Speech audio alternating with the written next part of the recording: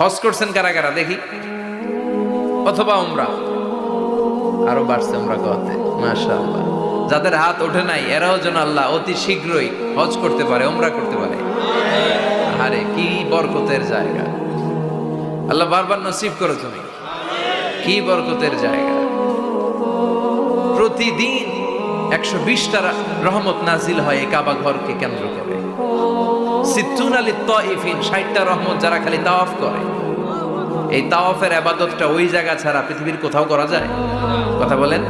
এজন্য 60টা রহমত যারা তাইফিন তাওয়াফ করে, আর বাঈনা লিল মুসাল্লিন, আর 40টা রহমত যারা কাবা ঘরে নামাজ পড়ে। 40 আর 60 100, বাকি রইল কয়টা?